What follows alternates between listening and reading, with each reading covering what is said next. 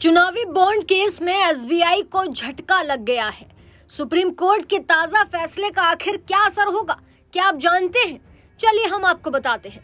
चुनावी बॉन्ड मामले में सुप्रीम कोर्ट ने स्टेट बैंक ऑफ इंडिया की अपील को खारिज कर दिया है।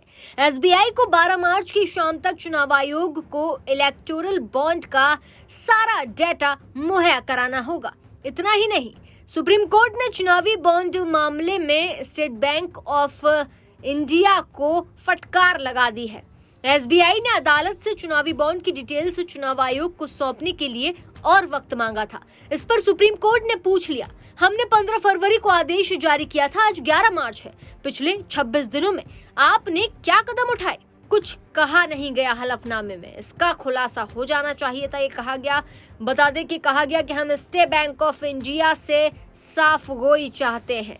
यानी कि सीजेआई डीवाई चंद्रचूड़ की अध्यक्षता वाली 5 जजों की बेंच ने एसबीआई की अपील को खारिज कर दिया।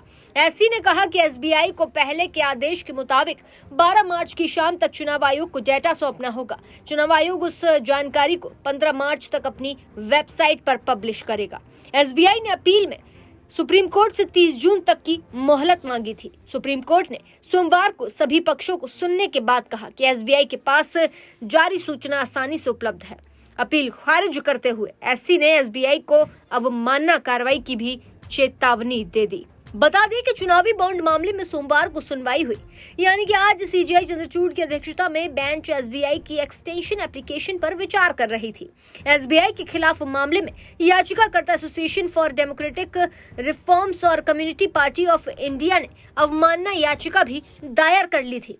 इस बारे में क्या कुछ कहा गया वकील द्वारा, पहले ये आपको सुना देते हैं। Court has taken a tough stand on the State Bank's application for extension of time till 30th June to disclose details about the donors of electoral bonds as well as the parties which redeemed those electoral bonds. The court has dismissed the application of the State Bank, pointing out that the data that the court had asked them to give is already available with the State Bank. According to their own affidavit, they have to just submit the details of the donors on the one hand and the details of the parties which redeemed the bonds on the other hand. State Bank was saying we have to do the cross matching, etc. Court has said you don't need to do the cross matching, just give these details to the Election Commission and you have to give it by tomorrow. And thereafter they have said that the State Bank chairman should file an affidavit to this effect.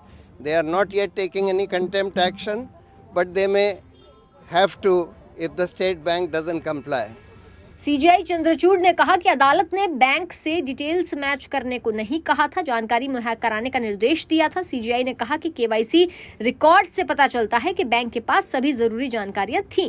Salve ने कहा कि हमें बताया गया था कि ये सब सीक्रेट रहेगा, इसलिए हमने ऐसा मैकेनिज्म बनाया। हम नहीं चाहते थे कि अब किसी गलती से तूफान खड़ा हो जाए। अब आपको ये बता देते हैं कि अगर सुप्रीम कोर्ट ने जो फैसला लिया है वो एसबीआई ने नहीं माना तो क्या होगा। अदालत ने एसबीआई को जरा भी मोहलत देने से इनकार किया है। 2024 12 मार्च के कामकाजी घंटों की समाप्ति तक जानकारी का खुलासा करने का निर्देश दिया गया है।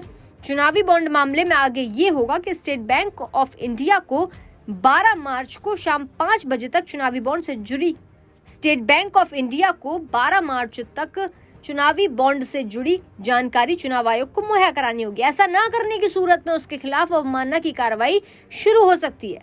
एसबीआई के टॉप मैनेजमेंट को इस बारे में चेतावनी सीजेआई ने दी। कहा कि निर्देशों के अनुपालन पर एसबीआई अपने अध्यक्ष और प्रबंध निदेशक का एक हलफनामा दाखिल करेगा। सीजेआई ने कहा कि हम एसबीआई को नोटिस देते हैं कि यदि एसबीआई इस आदेश में बताई गई समय सीमा के भीतर निर्देशों का पालन नहीं करता तो ये न्यायालय जानबूझकर अवज्ञा के लिए उसके खिलाफ कार्रवाई करने के लिए इच्छुक हो सकता है। बहरहाल ये तो वक्त ही बताएगा कि एसबीआई पर कार्रवाई होती है नहीं। फिलहाल ऐसी ताज़ा तमाम बड़ी अपडेट्स के लिए आप देखते रहें पंजाबकेसरी.com और चैनल को सब्सक्राइब करना मत भूलिएगा।